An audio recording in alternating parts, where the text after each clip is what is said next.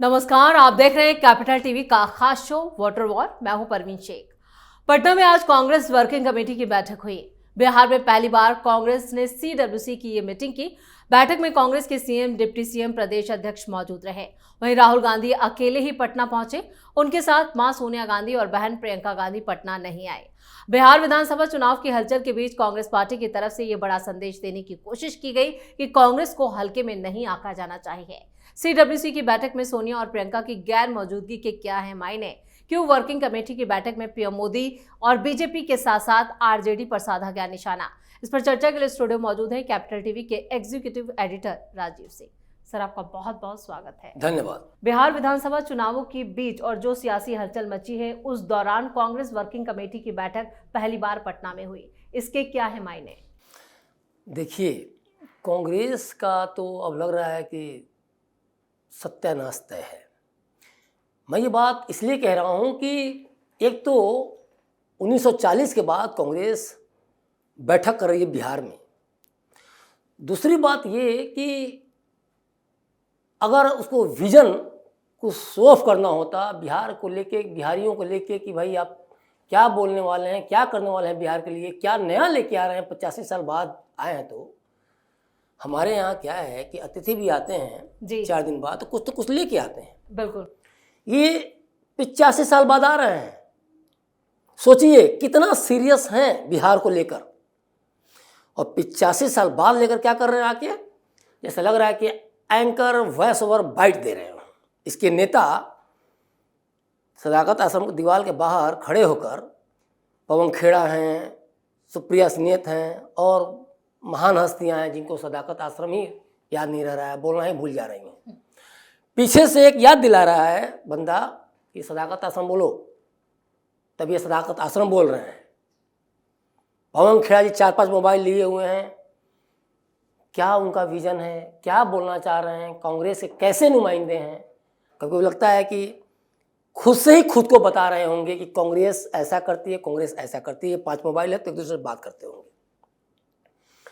सचिन पायलट साहब राजस्थान में तो लड़ रहे थे जब गहलोत साहब के साथ, तो लग रहा था कि बस पूरा विजन उन्हीं के पास है। और अभी आके फिर वही अनाप शनाप आरोप, वोट चोरी, SIR। और इसीलिए मैंने 4-5 दिन पहले कहा था कि देखिएगा घूम फिर के यही SIR और वोट चोरी में ही अटके रहेंगे। और बिहार की जनता को जो इनको कहना चाहिए, जो इनको समझाना चाहिए कि बिहारियों, आपके बिहार को बदलने के लिए हम 85 ईयर्स बाद कम से कम 85 सौगात तो लाई हैं, लेकिन इनके पास कुछ नहीं। लगातार आरोप प्रत्यारोप का दौर रहा, चलता रहा, और ये बिहारियों को बार फिर बता दिए कि इनको लोकतंत्र से कोई मतलब नहीं है। इसीलिए ये लाल किला पर जब प्रधानमंत्री झंडा फहराते हैं तो स्वतंत्रता दिवस समारोह में ये नहीं जाते हैं राहुल गांधी, इनके कांग्रेसी अध्यक्ष खड़गे साहब नहीं जाते हैं। तरह तरह के बहाने लगाए जाते हैं। ये राम मंदिर से इनको विरोध है, राम मंदिर में नहीं जाएंगे, दरगाह पर जाकर चादर चढ़ाएंगे। आप चढ़ाइए, दरगाह पर चादर चढ़ाना भी जरूरी है, धर्मनिरपेक्ष राष्ट्र है इंडिया, लेकिन आपको मंदिरों से इतना विरोध क्यों? कोई तो चला गया होता। आपको भारत से विरोध है। जब विदेश जाएंगे तो पता नहीं कौन सा ऐसा खटमल काट देता है, विदेशी खटमल। रसिया वगैरह में, मॉस्को में बड़े बड़े खटमल होते हैं, तो पता नहीं ऐसा कौन सा खटमल काट देता है राहुल गांधी को, वहां से अनाप शनाप बकने लगते हैं। ये कहते हैं पिछड़ा, दलित, असंख्यक को लेकर ये पूरा का पूरा वोट चोरी का जो है ना तमगा जो कनेक्ट करना, और किसी तरह से फिर से समाज के इन तबके, जो पिछड़े हुए तबके हैं, उनको फिर से विकास के सही दिशा से महरूम रखना, ये इनकी स्ट्रैटेजी है। तो बताइए ना, बीपी मंडल कमेटी की सिफारिशें किसकी दादी ने रोकी थी वर्षों तक? इंदिरा गांधी कांग्रेसी ही थी ना। और फिर उसके बाद डॉक्टर राजेंद्र प्रसाद की बात हो या फिर अन्य जो जगजीवन राम की बात हो, डॉक्टर राजेंद्र प्रसाद को कौन नहीं चाह रहा था कि राष्ट्रपति न बने?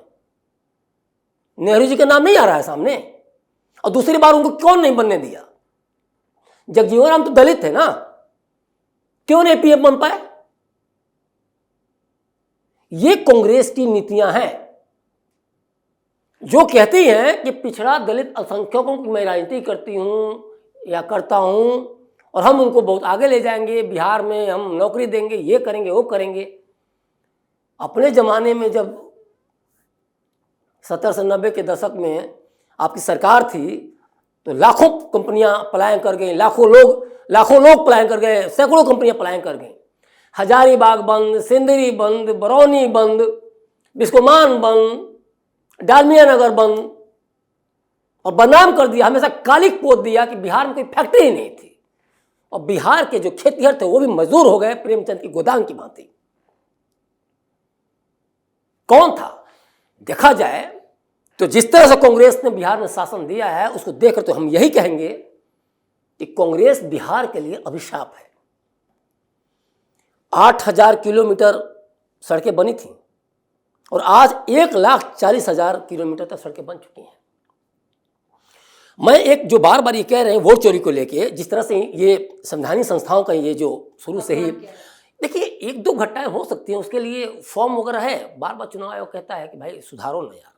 तो क्या जो वर्किंग कमेटी हुई है और जो वोट चोरी का मुद्दा उठाया गया है, तो ये भी संकेत है कि इन चुनावों में सिर्फ वोट चोरी ही बड़ा मुद्दा रहने वाला है कांग्रेस की तरफ से? देखिए वोट चोरी मुद्दा होने से क्या होता है? बिहार के लोग क्या सच में इतने मूर्ख हैं क्या, जैसा लोग ये प्रोपेगेंडा इस तरह के लोग फैलाते हैं? वोट चोरी हुई है क्या? आप एक रंजो देवी को लेके चले आते हो, आप प्रेस कॉन्फ्रेंस कर देते हो, बता देते हो, फिर वही रंजो देवी कहती हैं कि नहीं नहीं, वार्ड सचिव के कहने पर मैं वहां गई थी, हमारे 6 जो मेंबर थे किसी का वोट नहीं कटे हैं। मिंदो देवी का टी शर्ट पहन के संसद में घूम जाने से अब पूरे महिलाओं की नुमाइंदगी कर ले रही हैं क्या? अब मिंदो देवी ने आपको आपकी औकात दिखा दी कि कितनी बड़ी हाई प्रोफाइल समाज से आप कोरिलेट करती हैं। यही सोच के गई होंगी कि कौन होती है प्रियंका गांधी मेरे नाम का टी शर्ट पहन के, मेरी तस्वीर का टी शर्ट पहन के संसद में जाने वाली। बोलती तो बंद हो गई थी। और आप अगर एक दो घटनाएं हैं तो चुनाव आयोग समझेगा, आप सुप्रीम कोर्ट जाइए, हाई कोर्ट जाइए। बिल्कुल। आप क्या कर रहे हैं कि एक दो घटनाओं को प्रेस कॉन्फ्रेंस के माध्यम से पूरे भारत में उसको फैलाने की कोशिश कर रहे हैं कि लोग समझ लें कि नहीं नहीं, इसका अगर नाम कट गया है या किसी कारण से कटा हुआ हो, चाहे वो सुबोध कुमार को जो राजद के पोलिंग एजेंट थे, जिसका भी नाम, सब का सब खारिज हो गया। सब ये हुआ कि राहुल गांधी झूठ बोल रहे हैं, तमाशा कर रहे हैं। तो आपको क्या पूरे देश में आग लगानी चाहिए? आ रहा है मजा लद्दाख में जो थोड़ी बहुत आग लगी और 15 मिनट में सब खत्म कर दिया मोदी जी ने। कांग्रेस की वहां नेता होने से पूरा भारत जल जाएगा, जेएनजी का आप आह्वान कर रहे थे।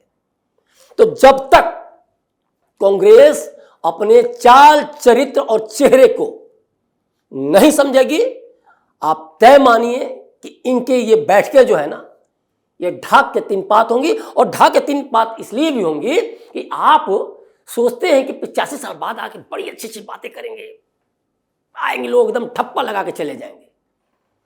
बिहार को कहते हैं कि बी से बीड़ी बी से बिहार। केरल कांग्रेस का आप ही का नेता बोलता है ना, तेलंगाना का आप ही का सीएम बोलता है ना रेवंत रेड्डी कि बिहारियों के ब्लड से, डीएनए से अच्छा है तेलंगाना का डीएनए। बांटने की राजनीति कब तक करेंगे आप? और बिहार के लोग नहीं समझते हैं क्या?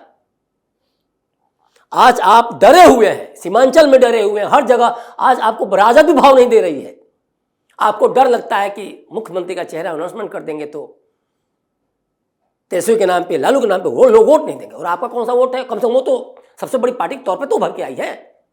और इस तरह से ये लोग लगातार, स्टालिन के बेटे उदय स्टालिन, डेंगू, मलेरिया, कोई कह रहा है एड्स, बिहारी डेंगू है, मलेरिया है, और उन लोगों को आप मंच प्रदान कर रहे हैं। अभी आप जो होर्डिंग देखेंगी उसमें प्रियंका गांधी जी हैं, उसमें राहुल गांधी जी हैं, उसमें मल्लिकार्जुन खड़गे जी हैं। और क्या बात हो रही है? बिहार के डेवलपमेंट की बात नहीं हो रही है, बिहार के नौकरी है, युवाओं को नौकरी है, शिक्षा की बात नहीं हो रही है, अंतर्राष्ट्रीय मुद्दों की बात हो रही है। ट्रम्प को लोग खींच के ला रहे हैं। अरे मल्लिकार्जुन खड़गे साहब को अंतर्राष्ट्रीय समझ कितनी है ये तो मल्लिकार्जुन खड़गे साहब ही बताएंगे। आप सोचिए, जिस सदाकत आश्रम की ये बात करते हैं, जहां राजेंद्र प्रसाद, महात्मा गांधी और बड़े बड़े स्वतंत्रता सेनानी वहां बैठकें किए, वहां से स्वतंत्रता की अलग जगाई गई, उसी सदाकत आश्रम का ये नेता नाम तक नहीं बता पा रहे हैं। ये है कांग्रेस की सच्चाई। राजीव सर, लेकिन जो CWC की इतनी अहम बैठक थी और पहली बार पटना में ये बैठक हुई, लेकिन उसमें सोनिया गांधी और प्रियंका गांधी वाड्रा की गैर मौजूदगी, इसके क्या है मायने? और जो ये बैठक हुई है, क्या ये कोई इम्पैक्ट डाल पाएगी इन चुनावों में? देखिए, जब प्रियंका गांधी बीच में अपने भाई साहब की यात्रा में आई थी जी, तो उनको ये एहसास हो गया था कि मुझे कोई पूछ नहीं रहा है बिहार में, क्योंकि ये वो कांग्रेस है 85 साल बाद कुछ सोच के आई थी और इनको एहसास हो गया था, इसलिए ये माँ बेटी नहीं है। हालांकि कहा जा रहा है कि सोनिया गांधी की तबीयत खराब है, तो भाई एक दिन पहले तो पता नहीं चला, जब पूछा गया सवाल तब पता चला। तो भाई प्रियंका गांधी, चलिए मान लेते हैं सोनिया गांधी की भाई उम्र ज़्यादा हो रही है तो तबीयत खराब हो गई होगी, लेकिन प्रियंका गांधी कहाँ है? या फिर माँ बेटी दोनों की तबीयत खराब हो गई, या फिर राहुल ने मना कर दिया कि तुम लोगों को नहीं आना है, क्योंकि नीतीश कुमार का पहले से दबदबा है महिलाओं के बीच में, तुम आकर वैसे भी कुछ नहीं कर पाओगे, बुलेट पे घूम के चलेंगे तो हो गया। प्रियंका गांधी अपने आप को इतना, देखिए राजतंत्र जो एक नेचर होता है ना, राजाओं की बेटे बेटियों वाली, तो वो इससे बाहर ये लोग नहीं आ पाए हैं। ये अपने आप को मुझे लगता है कभी कभी, बिहार तो छोड़िए ना, बिहार तो एक छोटा सा राज्य है भारत का ना, ये अपने आप को देश काल परिस्थितियों सबसे ऊपर समझते हैं और इसीलिए प्रियंका गांधी को शायद एहसास हो गया है कि कांग्रेस बुरी हार हारने वाली है, राजद साथ तनातनी है ही, लेफ्ट वाले कह ही रहे हैं कि औकात में रहो जी, VIP वाले अलग आरोप राग अलाप रहे हैं, पशुपति पारसनाथ अलग आरोप लगा रहे हैं, अलग सुरताल लेके चले हुए हैं। तो इस बीच इन लोगों को पता है, अदरवाइज देखिए ये वो कांग्रेस है 85 साल बाद आई है और इसको लग जाएगा अगर कि कुछ नहीं मिलने वाला था, फिर 85 साल बाद आएगी। जो ये वोट चोरी के आरोप लगाते हैं कि मोदी ने कुछ नहीं किया, मैं देखिए आपके सामने कुछ आंकड़े रखूंगा। देखिए इंफ्रास्ट्रक्चर की अगर हम बात कर लें तो राष्ट्रीय राजमार्गों का जो विस्तार है 2014 से लेकर अब तक 1.5 लाख किलोमीटर से अधिक का विस्तार हुआ है। सोचिए, प्रधानमंत्री सड़क जो ग्राम सड़क योजना है, अगर ग्रामीण सड़कों, देखिए भारत में ग्रामीण सड़कों का बहुत महत्व है, गांव को जो गांव पे ही पूरा भारत, बिल्कुल गांव पे ही पूरा का पूरा भारत निर्भर है। गांव, महात्मा गांधी यही कहा करते थे ना, गांव का विकास होगा शहर का विकास हो जाएगा। बिल्कुल, ये तो जग जाहिर है कि 75% जो आबादी है देश की वो ग्रामीण, हाँ बिल्कुल, लगभग 67% तो कम से कम है ही। 1.25 लाख किलोमीटर से अधिक सड़कें बनाई गई गाँव को। ये नहीं समझ में आएगा लोगों को, क्योंकि नोखा वगैरह की सड़कों को डिलीवरी रोड बोला जाता था, महिलाएं जाती थी और हॉस्पिटल तक नहीं पहुंच पाती थी और बीच में जान उनके खतरे में पड़ जाती थी। इन्हें नहीं समझ में आएगा, क्योंकि ये गांधी खानदान के सपूत लोग हैं। ये तो प्रधानमंत्री के घर में पैदा हुए, दादा दादी सब प्रधानमंत्री रहे, लेकिन कहाँ से इनको पता है कि गाँव की सड़कें क्या होती हैं। भाई गाँव में एक अदद सड़कें तो हो। आप स्वच्छ भारत मिशन की बात करें, जो लोग बाहर शौच के लिए जाते थे, गंदगी, दुश्वारियां, कितनी परेशानियां, कितने रोग। आप सोचिए 10 करोड़ से अधिक शौचालयों का निर्माण हो चुका है मोदी सरकार में। उसके अलावा देखिए प्रधानमंत्री आयुष्मान भारत योजना की, भाई मतलब लाख रुपए के लिए लोग दम तोड़ देते थे और आज 50 करोड़ से अधिक लोगों को इस बीमा का फायदा मिला है जी। डिजिटल इंडिया की बात कर लेते हैं कि यूपीआई के माध्यम से लगभग 24-25 में ही 84 लाख करोड़ रुपए से अधिक का लेन देन हुआ है। सोचिए, कालाबाजारी, घुसखोरी सब बंद हो गई। आज कहीं भी जाएंगे आप, सब कुछ डायरेक्ट खाते में आ रहा है, पैसा खाते में भेजिए, खाते में लीजिए। प्रधानमंत्री जनधन योजना के तहत 45 करोड़ से अधिक बैंक खाते खोले गए, जिससे कि वित्तीय मतलब उसमें भी वृद्धि हुई। मतलब कुछ समय पहले हम लोग जब स्टूडेंट लाइफ में थे, अकाउंट खोलना तो जैसा लगता था कि हम लोग विदेशी हैं, देश से के बाहर के हैं। चले जाए किसी बैंक अकाउंट वगैरह में, बैंक वगैरह में, तो अकाउंट खुल ही नहीं सकता था।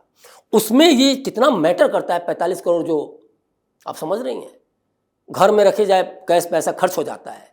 तो जो गांव वगैरह में जिसके लिए 100 रुपये का बहुत महत्व है। उसके अलावा जो राजकोषीय प्रबंधन है फाइनेंशियल ईयर 2025-26 में देखिए तो 14.82 लाख करोड़ जो पिछले वर्ष से भी कम है, इसको इतना कंट्रोल किया गया कि राजकोषीय जो घाटा है काफी हद तक खुद ब खुद कंट्रोल हो गया। तो ये डेटा है जो कि बताने के लिए काफी है कि किस तरह से मोदी सरकार ने काम किया और किस तरह से सुप्रीम कोर्ट में जाके माफी मांगते हैं। इनके नजरों में चुनाव आयोग चोर है, इनके नजर में मोदी सरकार चोर। अरे भाई 44 होते हो, 52 होते हो, 99 चले आते हो, 404 थे तब तुम्हारे राष्ट्रपति को डर लगता था और तुमको राष्ट्रपति से डर लगता था। अब तो तुम 44 से 52 हुए, 52 से 99 हुए, तुमको कर्नाटक के आनंद में डर लगता है, वहां तुम्हारा विधायक जीतता है, पता नहीं डेटा कहां से लाते हो। और जब उसके पहले वाला विधायक भाजपा जीतता है तो मात्र 697 वोटों से जीतता है और तुम्हारा विधायक 10,348 वोटों से जीतता है। तब तुम बताओगे ना, और उसके पहले भी तुम ही रह रहे हो जी। मतलब अंतर है 15,000, 5,000, 10,000, लेकिन तुम्हें पता नहीं क्या चोरी दिखती है कि वोटर वो ना डिलीट हो गया और ऑनलाइन डिलीट होता ही नहीं है। मांगता रह गया चुनाव आयोग आंकड़ा, शपथ पत्र दो, शपथ पत्र दो, नहीं देंगे। तो ये है कांग्रेस का चेहरा।